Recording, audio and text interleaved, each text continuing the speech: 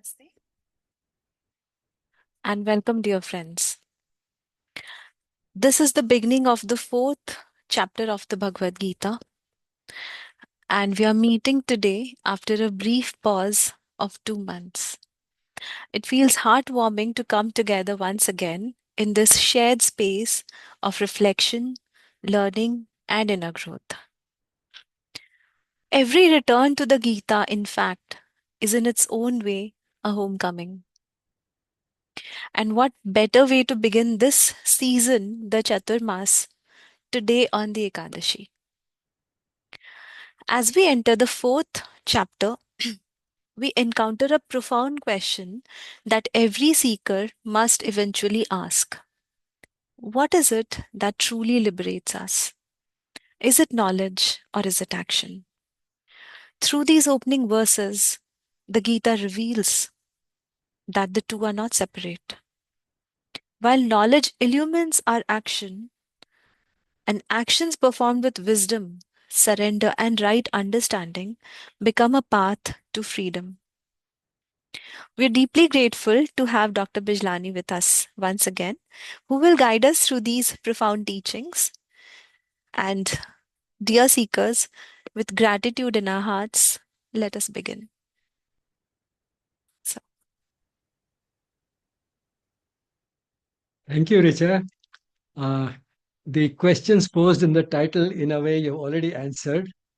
So the rest of the talk becomes redundant. Anyway, we'll continue. For those of you who maybe may not have joined the previous sessions, and for good order, let me start with the beginning. The Gita begins with the uh, moral crisis that Arjuna is facing.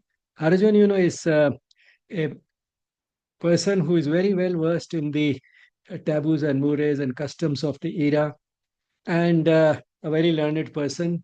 But everything that has guided his life so far has failed him. And that happens because in this situation, because he finds that he's face to face in a in the battlefield with his close relatives and teachers and so on, and he has to fight them.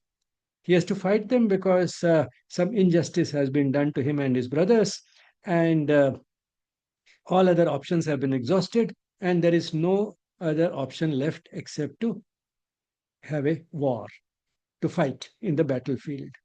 But then he feels, what's the use of winning such a war after so much bloodshed? I do not want to fight. And then begins Sri Krishna's answer, who is his charioteer, in the second chapter, who reminds him first that he's not doing it for a personal gain, but it is his duty as a Kshatriya to fight, to defend justice against injustice.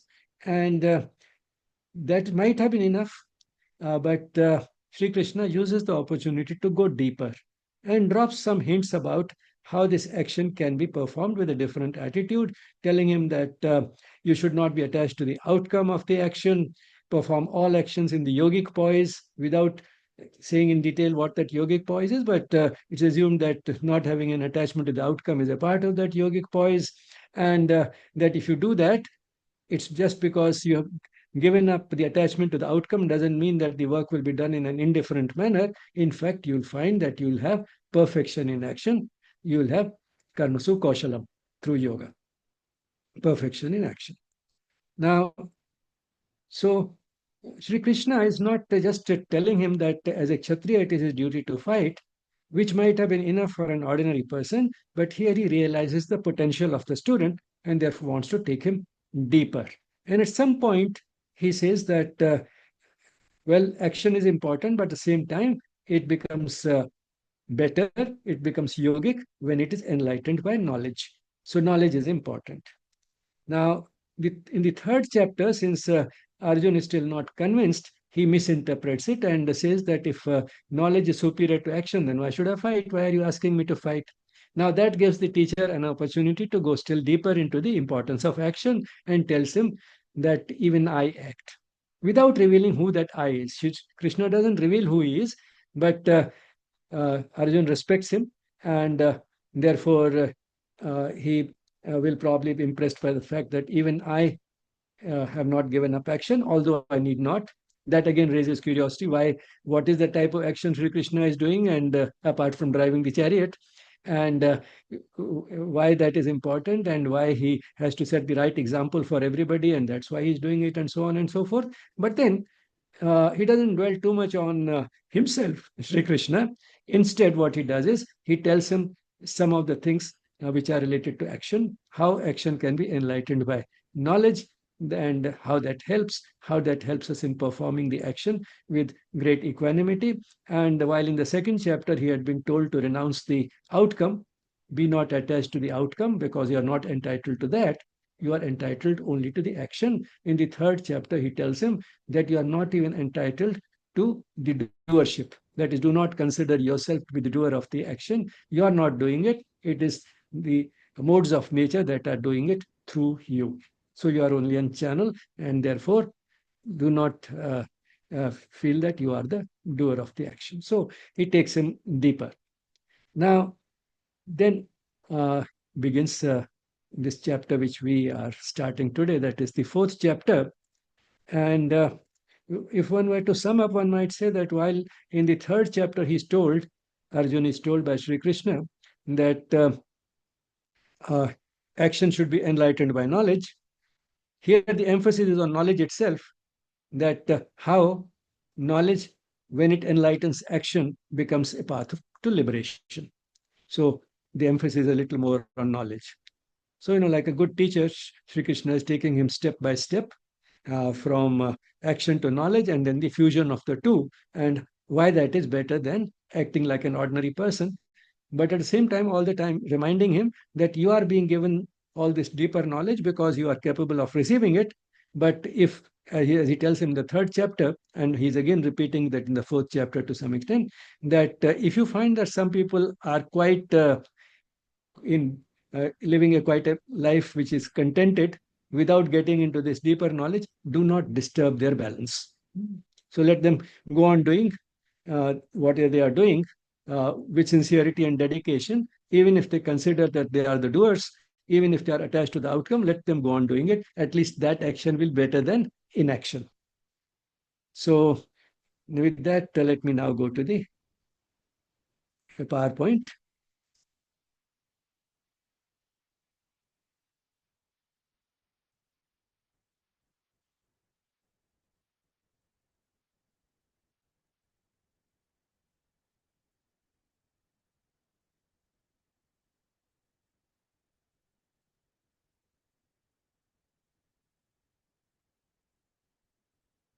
The series of talks is dedicated to my mother, in whose lap I heard these talks for the first time, not talks from the Gita for the first time.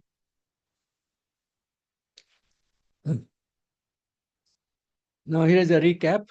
Uh, in chapter 3, we saw how action can be enlightened by knowledge. In chapter 4, we shall see how knowledge can enlighten action. So, looking at the same issue from another angle with greater emphasis on knowledge here.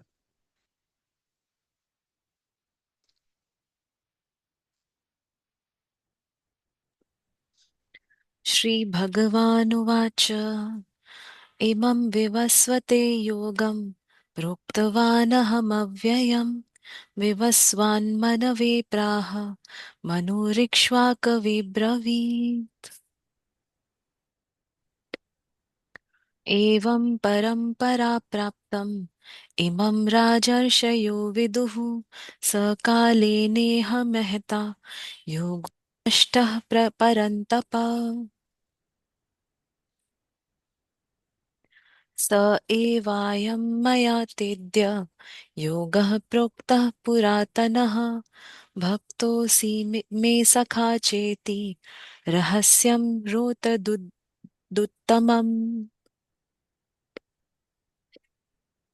So, in these first three verses, Sri Krishna makes the student curious about deeper knowledge by saying something which looks completely unintelligible to the ordinary mental consciousness. He tells him that this imperishable yoga was revealed by me, Sri Krishna says, first of all to the son Vivaswan. No. the sun god. Now, first is this imperishable yoga, which means that the yoga that he is going to give is something quite different from many other yogas. This is the everlasting imperishable yoga, within yoga itself, something very special. And this was given by Sri Krishna, first of all, to the sun, and then to Manu, and then to Ikshvaku, uh, who was who belonged to the royal family, had a whole dynasty. Sri Rama also belonged to that dynasty. And then it was passed on by the royal sages. But over the course of time, it was lost. And now Sri Krishna wants to revive it again. And since Arjun is very dear to him, he's told him, I've chosen you to pass on this knowledge once more, this highly perishable yoga, which is a sort of a secret which I'm revealing to you.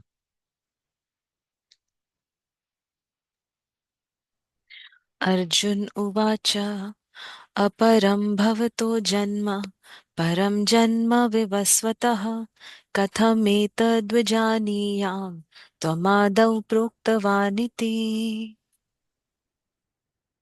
Arjun asks a very natural question that you're talking of sun. The sun has been there for almost ever, and you have been born only recently. How could you have given it, first of all, to the sun god? I really don't understand it. So again, he's polite. He doesn't say that you said something which is completely illogical and incredible. He doesn't blame Sri Krishna for having said such a thing. He says, I can't understand it. He concedes his limitation, that he can't understand how Sri Krishna could have done it. श्रीभगवानुवाच बहूनि मे व्यतीतानि जन्मानि तव चार्जुन तान्यहं वेद सर्वाणि न त्वं वेत्थ परन्तप. So Sri Krishna replies, many are my lives that are past, and thine also, O Arjuna. All of them I know, but thou knowest not. So here Sri Krishna is telling him that rebirth is something which is normal. So we've all had many lives. You also have had all of them, but you do not know all your previous lives. I know them. And that's how I can say what I did in my previous existences. Again, he's not revealing him that, in fact, all existences come through me, as if he's an ordinary person who had multiple lives, and one of those lives goes as far back as the sun. अजोऽपि सन्नव्ययात्मा भूतानामीश्वरोऽपि सन् प्रकृतिं स्वामधिष्ठाय सम्भवाम्यात्म मायया. Now, Sri Krishna tells him a little more about himself. I am unborn, imperishable, the Lord of all existences. That is, I didn't have to be created or born, and I'm everlasting, and in fact, the source of all everything that exists. Then, uh, how did I come to be in human form? For that, I stood upon my own nature and came to birth by my self Maya. Now, this is a process which is a little different from the process by which human beings are normally born. Because in case of human beings, it is also Maya, but then it is something which has been sort of handed over to nature to do it the way the divine has uh, sort of guided nature to do it by creating imperfect human beings who will then strive to become better. But in this case, uh, he has chosen to stand upon his own nature, that is, exert some sort of a pressure on his nature and descend in human form through his own Maya, not depending upon the Maya as executed by nature normally. So, uh, the process is opposite that of ordinary birth. Avatar is a manifestation from above. That's a descent. It is descent of the Supreme Consciousness into a human form, whereas the human beings have to climb from their state of consciousness which is manifested in them towards a higher consciousness. So we have to climb. And there are some who are born with special gifts, and Arjun was one of them. They are called vibhutis, but even they are human beings with special attributes, but all the same, they are human, even they have to climb.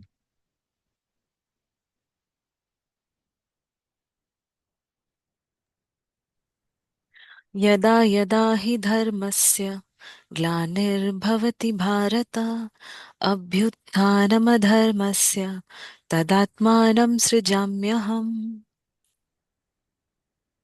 परित्राणाय साधूनां विनाशाय च दुष्कृतां धर्मसंस्थापनार्थाय सम्भवामि युगे युगे.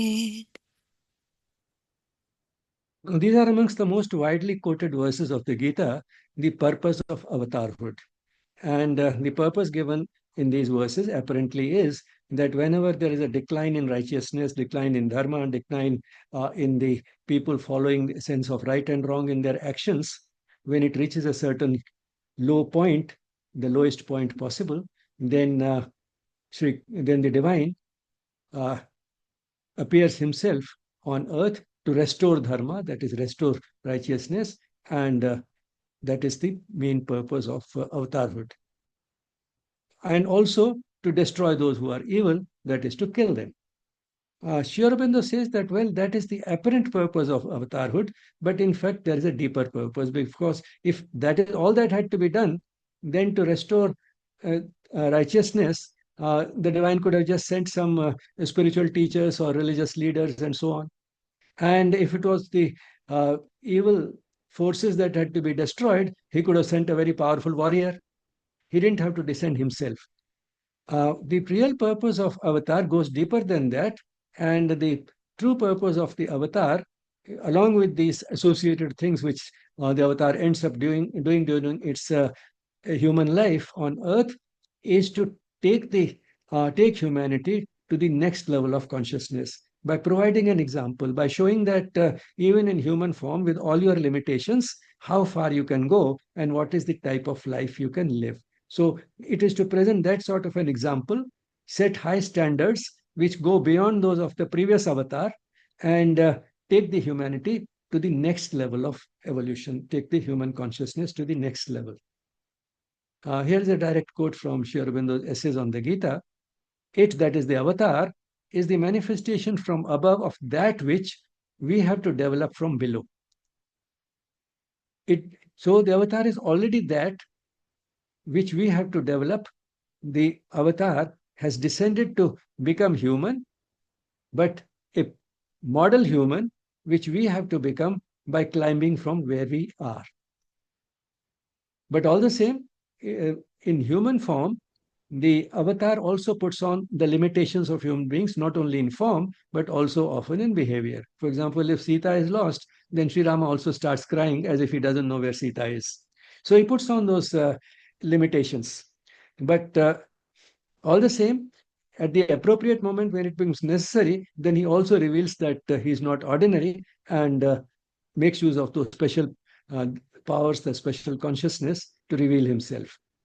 Uh, but at the same time, it is to sort of encourage human beings to climb by showing them that you can go much beyond where you are in your human form, in spite of all your limitations, the way I can, because the avatar also puts on those human limitations.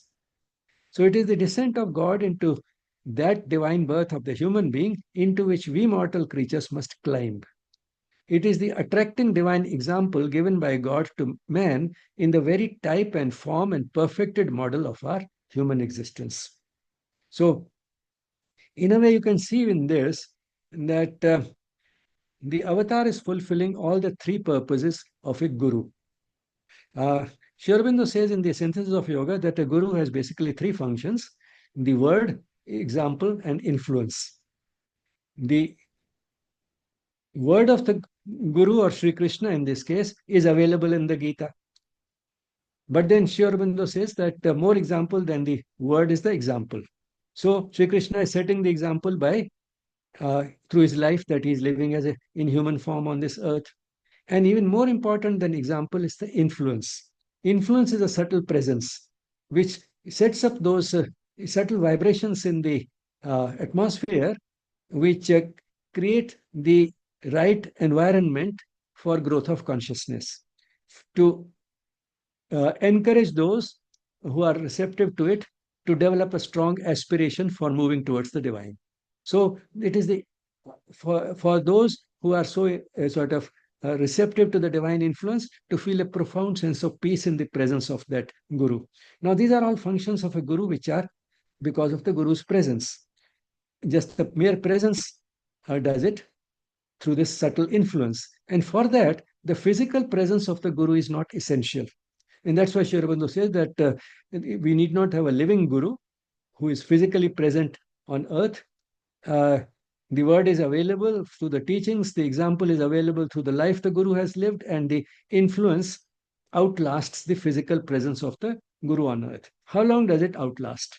Sri Aurobindo says that that depends upon the spiritual capacity of the guru. And this highest capacity is that of the avatar. And that is why he says the influence of avatars outlasts their physical presence on earth and continues for thousands of years. And he has put, apart from Sri Krishna, at least in the essays on the Gita, two more in the same category as avatars, uh, Buddha and Jesus Christ. And you can see that the influence of all of them, whether it be Rama or Krishna, or be it Buddha or Christ, it continues to be there uh, in spite of the passage of several thousand years. So, in a way, the avatar himself is performing all the three functions of the guru every time the divine descends in human form and puts on those limitations of human beings to give the teachings in person, sort of through the word directly, to set the right example through his life, and by creating that atmosphere, by providing that subtle sort of a influence through the mere presence, which continues to be there for thousands of years, which will keep inspiring human beings to move to a higher level of consciousness. And each avatar has as its goal to take human beings to the next level.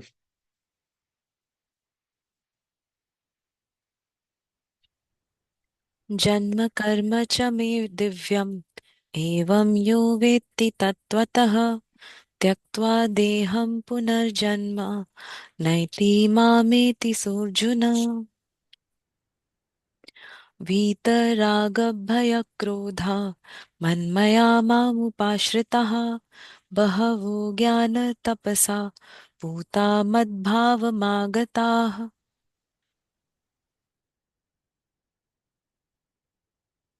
Now, in these two verses, uh,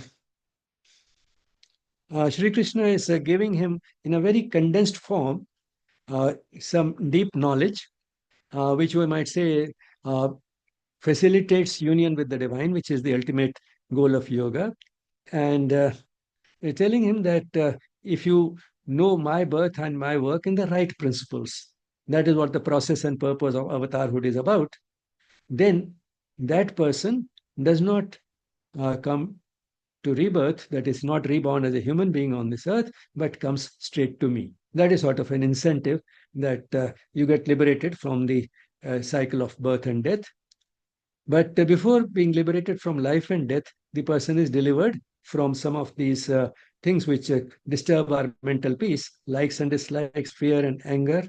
And many who have been purified by this austerity of knowledge have attained to divine nature, that is, have become like the divine, which Sri Krishna keeps repeating periodically in this man manabhava, be my minded, be like me. So many have attained this divine nature through getting purified by this knowledge which Sri Krishna is about to give him. So once again, creating that curiosity for deeper knowledge.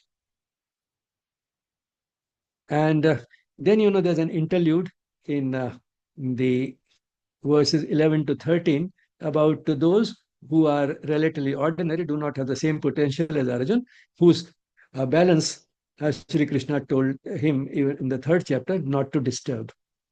let them go on doing the way they are doing. Don't disturb their balance. And then Sri Krishna tells here that even that type of a human being and that attitude to work, which is limited to the ordinary mind, has also been created by me with a purpose.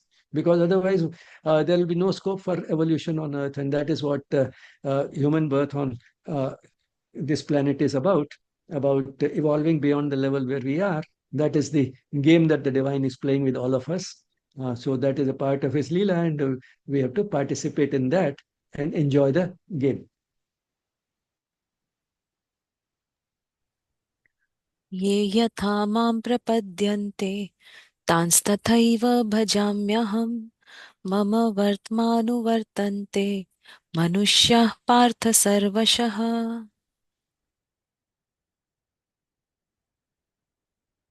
So what Sri Krishna is telling him, firstly, that there is a flexibility required. Each student can follow his path in himself, and no matter how that student approaches this knowledge or Sri Krishna, he is acceptable to Sri Krishna. And then he says that in a way, sort of, he only has created all those different paths which the people tend to follow. And eventually, men follow in every way my path. That is the path that I have laid down for them. So he has laid down that variety of paths for different human beings, and they are in a way following his path. Or you can twist it, tweak it a little bit, and say that all follow the path that eventually actually will lead to the divine. May take many births, but eventually will lead them there. काङ्क्षन्तः कर्मणां सिद्धिं यजन्त इह देवता क्षिप्रं हि मानुषे लोके सिद्धिर्भवति कर्मजा. So he says that the person living at the ordinary mental consciousness uh, desires the fulfillment of the works on earth and uh, makes an offering of that work to the gods. That is not to the one divine, but to other gods, because he feels that by doing that he'll be able to please them, and thereby he'll get success in his work, he'll achieve glory and victory and so on. Because the fulfillment that is born of works is very swift and easy in the human world. So one can get a sense of achievement uh, rather easily in the human world if one puts in dedicated work with great sincerity and dedication, and then within have in mind that ultimately it is some higher influence which is helping me, and therefore the person sacrifices that work to the gods, trying to please them so that uh, he can get in exchange success and glory in his work. चातुर्वर्ण्यं मया सृष्टं गुणकर्मविभागशः तस्य कर्तारमपि मां विद्य कर्तारमव्ययम्. He is saying something which tends to get a little touchy in today's world. Sri Krishna says that I have created the fourfold order. That is four types of temperament: Brahmana, Kshatriya, Vaishya, and Shudra. That is the temperament of the scholar, that of the warrior and administrator, the temperament of the trader, the businessman, and the temperament of the one who does manual work. Temperament as well as the abilities. The abilities required are far more in case of in the one who is has a scholarly temperament, and the one who is uh, this temperament of a warrior or a ruler or an administrator. Those require greater uh, abilities. The businessman also needs some abilities of a different type and a certain sort of a unscrupulous attitude in life.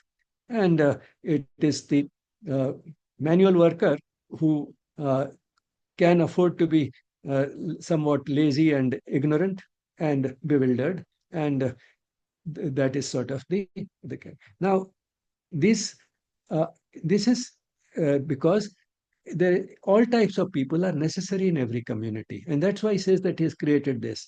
But all of them, no matter how they are, what they are doing, they are following the path laid down by the divine. So that is the emphasis here, that they are all following different paths, there are, broadly speaking, four types of order that I have created.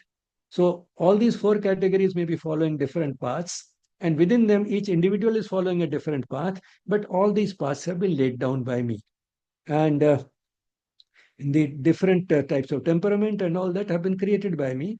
And firstly, no matter what type of a category a person has been created for, that does not deny in any way the person from growing spiritually. Not only that, in fact, the person can make a big leap. Even a Shudra can make that big leap, and we have that type of examples available in the Hindu tradition. So it's not that he has to go through the cycle of climbing one by one from Shudra to Vaishya, and from Vaishya to Kshatriya, and from Kshatriya to Brahman, and then liberation. He doesn't have to do that. He can go straight also. Secondly, it is not based on heredity. It is so the child of a Shudra could be born with the abilities of a Brahman. So that also is possible. And the fact that is necessary in every community is very easy to see if we are a little honest with ourselves. And that's why, even when Aldous Huxley thought that one day scientists will be able to create a brave new world through cloning the type of world that they want, just go on cloning the type of human beings you want, and then you will have the type of world that you want, the brave new world. Even in that, he did not create just one type of human beings. He created the alphas, betas, deltas, and epsilons, which are essentially these four categories. So, why did Aldous Huxley feel that you need all types of people, not only great scholars who can teach in universities, but you also need other type of people. In fact, if the world were to be left to only those philosophers and scholars, the world will not run. Maybe if you leave only the Shudras there, the manual workers, the world will still probably continue to run much better. So every type of individual is necessary, and that's why Shri Krishna says that he has created that fourfold order and laid down different paths for them in life, and they can perform their work at the ordinary level of mental consciousness, but eventually they will all come to me, and while they are living, they are following the path that I have laid down for them. So here he is talking about a person who is not as rare a type as Arjun is. Realizing Arjuna's potential, he is trying to take him deeper, but that is, again, he's reminding him that is not for everyone.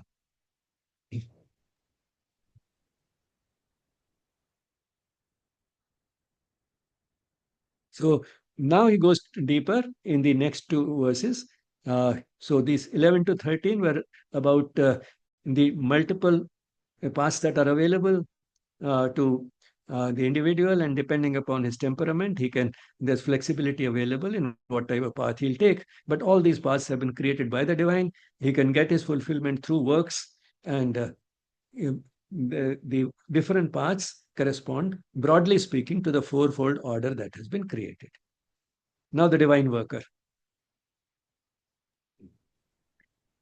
न मां कर्माणि लिम्पन्ति न मे कर्मफले स्पृहा इति मां योऽभिजानाति कर्मभिर्न स बध्यते एवं ज्ञात्वा कृतं कर्म पूर्वैरपि मुमुक्षुभिः कुरु कर्मैव तस्मात् त्वं पूर्वैः पूर्वतरं कृतम्.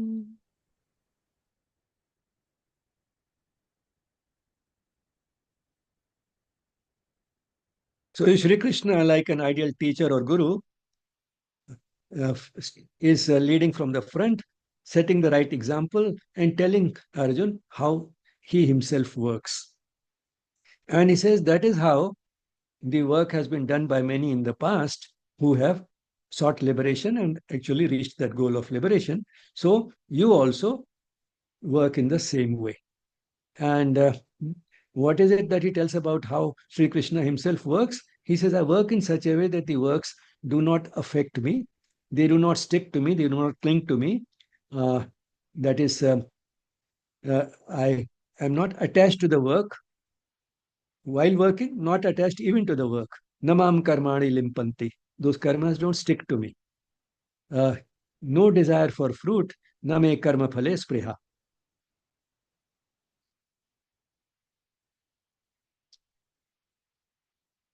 So Sri Krishna tells him that he works attached neither to the action nor to its fruit.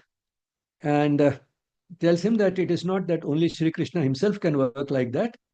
Human beings have also worked like that in the past. That is how work was done by many who sought liberation in the ancient past. But you can do it even today. What was done in the past can be done even today. And you are the type of human being who can do this type work in this spirit. So that is how, Arjuna, you should also work. And then Sri Krishna goes on to talk more about the characteristics of a divine worker. किं कर्म किम कर्मेति कवयोऽप्यत्र मोहिताः तत्ते कर्म प्रवक्ष्यामि यज्ञात्वा मोक्ष्यसे शुभात् कर्मणो ह्यपि बोद्धव्यं बोद्धव्यं च विकर्मणः अकर्मणश्च बोद्धव्यं गहना कर्मणो गतिः. He tells him that this knowledge about action is something about which even the sages are perplexed. There are three possibilities: action, inaction, not doing any action, that is karma and akarma. But apart from that, there's also the third category, action, which is not right, that is wrong action. And these are things about which even the sages are perplexed. Why? Because action sometimes we associate with something which is visible outside, but it may not necessarily be. And uh, in that sense, as Sri Krishna told him in the third chapter, that action is something essential, even when we realize, do not feel that we are doing anything. Even when we ordinary outer action has ceased, action actually does not stop. So uh, to see action, even in apparent cessation of activity, is something which uh, even sages are perplexed about. And in the same way, uh, the action can be done in such a way that the person feels as if he is doing nothing. So one can have inaction within action, just as you can have action going on in spite of inactivity, outer inactivity. That is a sense of inactivity, that is total peace and calm, which can be associated with action. And of course, what is right and wrong, that distinction cannot be made completely at the mental level, and therefore that confusion always remains. And the ultimate guide is within us, that is our soul. And when you are united with the divine, that is what tells us what is right and wrong. And that is when the confusion about what is right and what is wrong, what is karma and what is vikarma, that also disappears.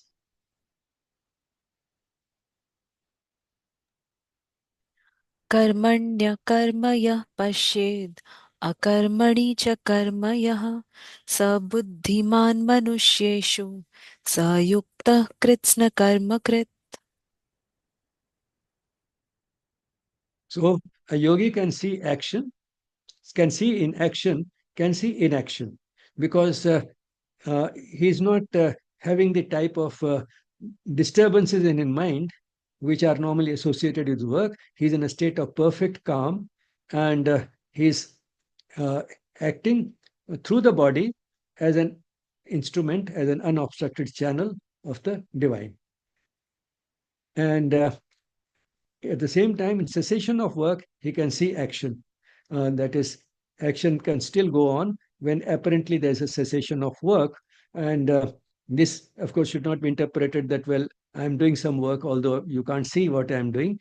What it means is that there doesn't have to be necessarily too much of outer activity going on, and still there can be inner work going on. This outer work and inner work are both a part of yoga, and one actually complements the other, because outer action uh, may be performed in the yogic poise, but uh, most of us are seekers. We are not perfect yogis.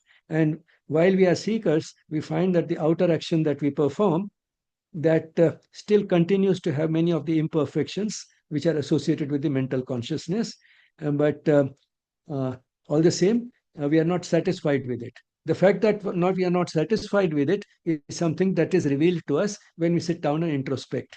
That is the inner work. Apparently, we are not doing anything outside, but that inner work in which we are trying to evaluate our outer activity, trying to see where is it that we succeeded in doing something better because of what we knew, because of the knowledge that we had, and then we can give ourselves a pat on the back. That also can be done during the inner work. But then there could be many things that we did during the day when we failed to practice what we knew, and then we can resolve that next time I'll try to do better. So now, as a result of this inner work, some outer, sorry, some inner change is happening, and this inner change will then get reflected in subsequent outer work or outer life. And in that outer life, where outer work is going on, we are creating more material for inner work.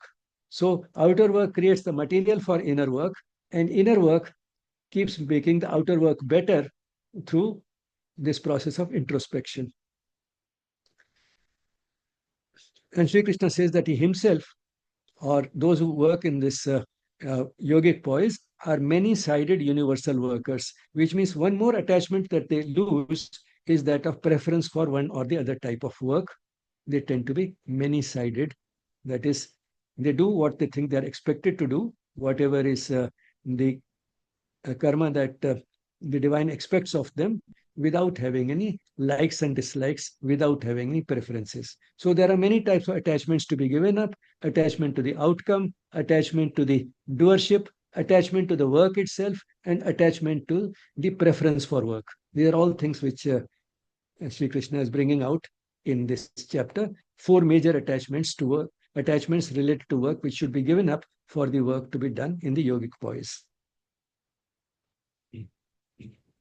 यस्य सर्वे समारम्भाः कामसङ्कल्पवर्जिताः ज्ञानाग्निदग्धकर्माणं तमाहुः पण्डितं बुधाः त्यक्त्वा कर्मफलासङ्गं नित्यतृप्तो निराश्रयः कर्मण्यभिप्रवृत्तोऽपि नैव किञ्चित् करोति सः निराशीर्यतचित्तात्मा त्यक्तसर्वपरिग्रह शारीरं केवलं कर्म कुर्वन्नाप्नोति किल्बिषम् यदृच्छालाभसन्तुष्टो द्वन्द्वातीतो विमत्सरः समः सिद्धावसिद्धौ च कृत्वापि न निबध्यते. These four verses are a very condensed version of a large number of characteristics of a person when he works in the yogic poise, what Sri Krishna calls in the second chapter, Yogastha Kuru Karmani. Be in the yogic poise in all your actions. Firstly, the inception and undertaking are free from the will of desire. It's not that you are doing it without attachment to the fruit, and that's of course true, but then the beginning of the work itself is without desire. Starting the work, undertaking the work is also free from desire. It's not only free from desire, it's free from the will of desire. Now, will of desire, uh, there is sankalp for desire. That's what in the verse is. Now, the desire can be a little from will of desire, which means that, it's a very subtle distinction. If you just reflect upon it, you'll realize that the capacity that we have for desire, the tendency that we have for desire, that itself has disappeared. So all action begins and continues without even the will of desire. And where does the desire arise from? From the ego. And that is what Sri Aurobindo says here in the essays on the Gita, why that desireless action, how that we can have the desireless action. It can come when the personal egoism of the doer disappears, which means that the person should not have a sense of doership, and should not have also the egoistic feeling that I can do this work so well, nobody else can do it so properly, and this work will lead to some great uh, achievement which will benefit so many people.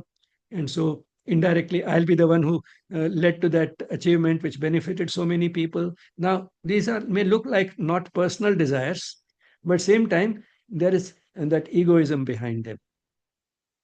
The So where there is not the personal egoism of the doer, desire becomes impossible. It is starved out, sinks for want of support, dies of inanition. There is a little story which brings out how the desires starve and die because of lack of support when the ego disappears. There was a person, who was very agitated, and he went to a guru saying that I want peace, I want peace, I want peace. So the guru told him, first drop that I. When he did that, he said, want peace, want peace, want peace. Now, the sentence became so weak and lifeless. So when you withdraw the support of the I, which is the ego, want peace becomes a very weak sentence. And then he told him, of course, drop the want, which now was easy because the I was gone. The want itself, the desire had become weak, and because of the withdrawal of the support from the ego, so he could easily take that want away, and what was left behind was peace. So, where there is not the personal egoism of the doer, desire becomes impossible because all our desires are primarily rooted in the ego, not in our needs. For example, I have clothes, but I want more clothes, I want better clothes. I may have enough clothes to last me a lifetime. Still, I want more. Why? Because it will some way boost my ego. It will give me a better image. Now, that is so behind the desire for more clothes is the ego. So most of our desires are in fact rooted in the ego rather than necessities. So where there is not the personal egoism of the doer, desire becomes impossible. So in the same way, in relation to work, uh, it's the when there is egoism associated, then there may be desires. The desires may look very impersonal, that I'm doing it so that it can serve humanity, it can help the poor, or it can remove some social evil, it can eradicate some social evil. That's why I'm doing the work. But then all these are subtle expressions of that personal egoism, which looks as if I'm doing it in an impersonal manner. So it still remains deeply, sort of, very strongly personal, even if these are the declared motives of the work.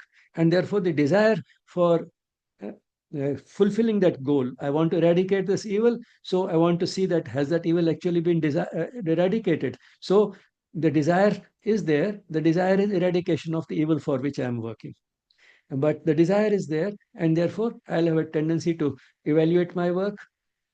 Also, if the outcome does not fulfill come up to my expectations, to feel tense till the outcome has been found, feel anxious. So all this anxiety and disappointment, frustration, and so on arise because the desire for the outcome has not really disappeared. And that desire will disappear only when that personal egoism of the doer is gone. So, where there is not the personal egoism of the doer, desire becomes impossible. Why? Because starved out, sinks for want of a support, dies of inanition. Then, work done in the yogic poise is burned up by knowledge. Now, what does burned up by knowledge mean?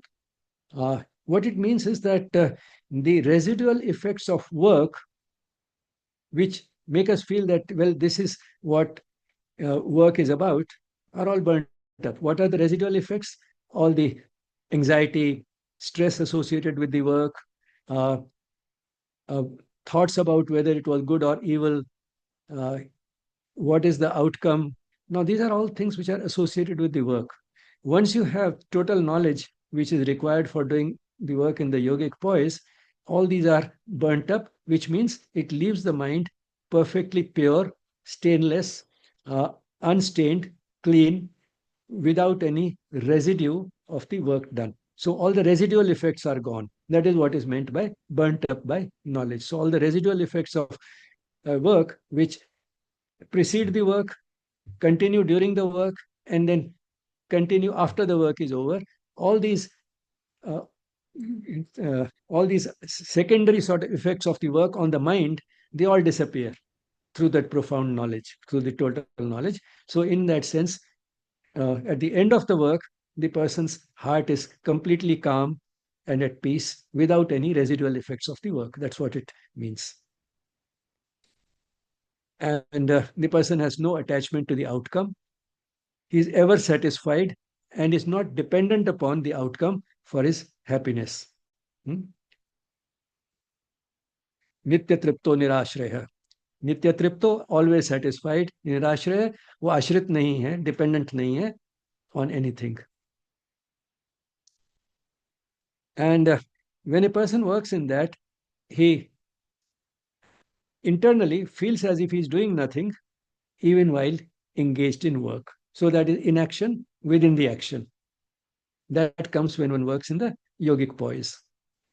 And he has no personal hopes, not even hopes of success or a good outcome, like eradication of an evil, as I was saying. He has no personal hopes. He doesn't treat anything as a personal possession because the product that one creates, one has a feeling that at least this product belongs to me. That is what all intellectual property rights are about. No?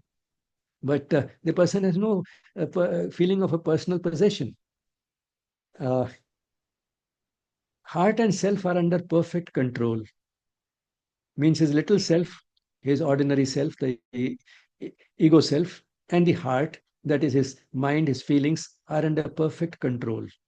And the action is performed only by the body. This heart and the self being under perfect control was emphasized quite a bit also in chapter 3. And two main things were brought out there uh, which hindered this type of perfect control. One was our sensory attractions, and the other was the desires associated with the work. So, sensory attractions and desires, that is what these are the two biggest sort of hurdles on the path of this heart and the self being under perfect control. And when the heart and self are under perfect control, and one is this feeling of doing nothing, even while engaged in work, there are no residual effects of the work on the mind. The action is being performed by the body, you know. But at the same time, it is conscious action. It's not like an automaton. It's conscious action uh, while being united with the divine. So when we say yogastha kuru karmani, being situated in the yogic poise means being in the poise, we are in yes poise of yoga. Yoga is union. So you're united with the divine. When you work in that poise, then the body is working consciously and yet without any of the usual disturbing effects associated with the work. And of course, from this follows that the person is equal in failure and success. Equal means not just having equanimity, but what it means is he welcomes both with equal delight because both failure and success are an opportunity for his personal spiritual growth. And it is through this type of a mixture of failure and success that the divine also works out its ends in individuals as well as in the human society. Now, the person is not only equal in failure and success, which are a part of the dualities, but is beyond all dualities like joy and sorrow, victory and defeat, insult and praise, and so on and so forth. So, here is what Sri Aurobindo says about rising above the dualities. The person in the yogic poise regards with equal eyes, without any disturbance of feeling, failure and success, victory and defeat. But not only these, all dualities are in him surpassed and reconciled. Now, uh, these are sort of words which have very, which Sri Aurobindo is very sort of precise in bringing out uh, the. So why are the dualities not there? Because he has surpassed them and reconciled them in a sort of reconciliation of the opposites. Because opposites are also two aspects of the same divine. So the divine is actually free of all contradictions. And it is only in the level of the divine that you can reconcile them, because the victory and defeat are both two aspects of the divine. Joy and sorrow are also two aspects of the divine. So you can reconcile them in that single unity of the divine. And because the person is united with the divine at that level, he is beyond any such consideration. So in him, they are surpassed and reconciled. So he does not ignore them. It's not that he's ignoring joy and sorrow or victory and defeat, he is above them. He has risen above that level, and that's why above them, he has surpassed them, he has reconciled all contradictions, and that is why he is above all dualities, not just failure and success or victory and defeat. Good happening and evil happening. He is above even judging the events in terms of something good has happened or something evil has happened. Good happening and evil happening, so all important to the human soul, subject to desire, that is the human soul, that is the ordinary human soul, which is subject to desire. For that, good happening and evil happening have great importance, but are to the desireless divine soul equally welcome, because by their mingled strand are worked out the developing forms of the eternal good. So, for uh, moving towards eternal good, developing forms is a progress. It's a progress. It's a process. It's not a one-time event. Eternal good. So on Earth, uh, the development of eternal good in forms, that is within the forms, individual and collective, all that is possible only because of the mingled strand of both good and evil. And actually, this is a sort of subtle, but at the same time, not very difficult to understand fact, that the fact that we can evolve spiritually on earth is possible only because extremes of good, extremes of evil, and a lot in between coexist on earth. Unlike other worlds where good and evil are segregated, in those other worlds, one can stay in peace if one is lucky to be in those worlds where there is only good and not evil. If one can stay in those worlds, one can be happy, but one cannot evolve further. For evolution, one again has to come back in a human form to this world where good and evil both coexist. So it's by their mingled strand are worked out the developing forms of the eternal good. And of course, there's no jealousy, because jealousy means there have to be at least two, one whom if I'm jealous. If there are no two, if there's only one, there's no jealousy. As Maharshi Raman said, there are no others. So if there are no others, there can be no jealousy. And of course, there can be no fear. One is not bound even while working. So knowledge which is enlightened by action is liberating action. One is not bound to the work, not bound to the outcome of the work, not bound by the uh, normal uh, residual effects on the mind left behind by work. And none of these binds him. So all this actually together amounts to not being bound, having working in a spirit of total freedom of the soul. So this puts all of them together here, all that we have seen so far. What all is the work of working in the, truly working in the yogic poise, both not only the work itself, but the very inception of the work, that is the idea of starting the work and the undertaking are free from the will of desire. The works are burned up by the knowledge, no residual effects left, ever satisfied, no dependence, a feeling of not doing anything even while engaged in work, no personal hopes, nothing treated as personal possession, heart and self under perfect control, action performed only by the body, equal in failure and success, beyond dualities, no jealousy, not bound even while working.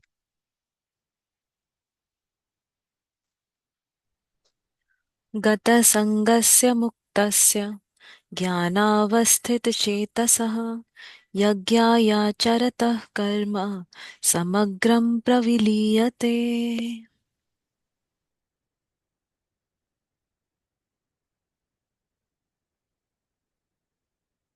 Now, in this verse 23, uh, the divine teacher is moving towards a little different idea, the idea of sacrifice, work done as sacrifice. Some hints were dropped in the third chapter, but here it will come in greater detail. And this is just the introduction uh, to the idea of sacrifice in works. The details will come from verse 24 onwards, which we'll do in the next talk. When a man liberated, free from attachment, with his mind, heart, and spirit firmly founded in self knowledge, that is what we have seen so far. When he does this work as sacrifice, all his work is dissolved. Again, more or less the same as the work is burnt, the work is dissolved. Does it as sacrifice? So, this concept we'll understand in the next session. Uh, but maybe I can close this with a sonnet by Sri Aurobindo, a 14-line poem, uh, instead of stopping abruptly with this. I didn't deliberately make a slide out of it because if you make a slide, you tend to take longer because then you try to explain every line. I'll not try to do that while I'm reading it out. The sonnet itself is titled The Divine Worker. I face earth's happenings with an equal soul. In all are heard thy steps. Thy unseen feet tread destiny's pathways in my front. Life's whole tremendous theorem is thou complete. So the person has no sense of uh, disturbance, no matter what happens. Everything is seen as the divine.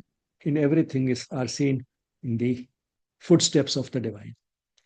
No danger can perturb my spirit's calm.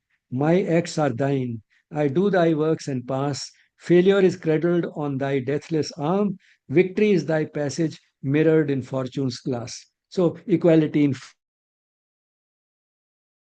success. So, failure is cradled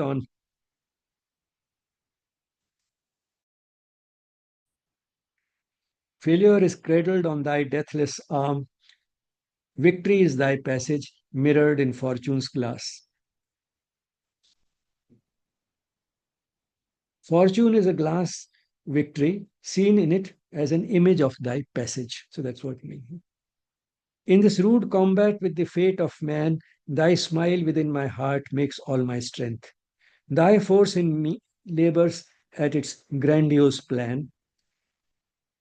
So it is your force, that is the force of the divine, that is working in me to work out your grandiose plan, indifferent to the time snake's crawling length. Doesn't matter how long it takes. No power can slay my soul. It lives in thee. Thy presence is my immortality.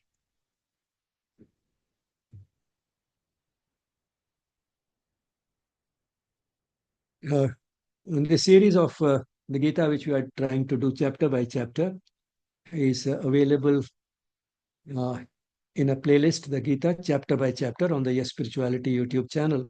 And you can go to that playlist by scanning this QR code. This is Sri Aurobindo's commentary on the Gita, essays on the Gita. And this is a little more traditional sort of a approach, chapter by chapter and verse by verse, but with translations by Sri Aurobindo and comments picked up from Sri Aurobindo's works, most of them from essays on the Gita. And of course, this is something very helpful, which we have available these days, the internet, which helps in doing many things much faster and also giving a little better sort of a pictorial representation to things. Gratitude to the Mother and Sri Aurobindo for making these sessions possible. And thank you all for being there.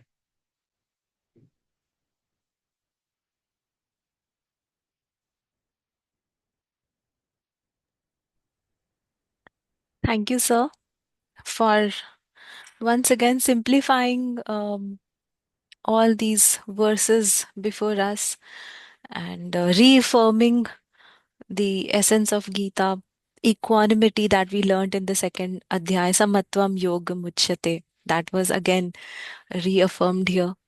And also surrender, tvadiya vastu govindam tubhyameva samarpaye, towards the end as you read that sonnet.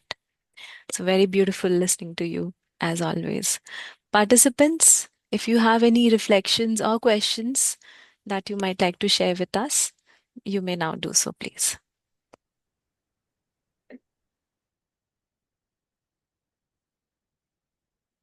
I'd just like to thank you for your chatting. Your chanting, it was very beautiful. Thank you so much, ma'am. Thank you.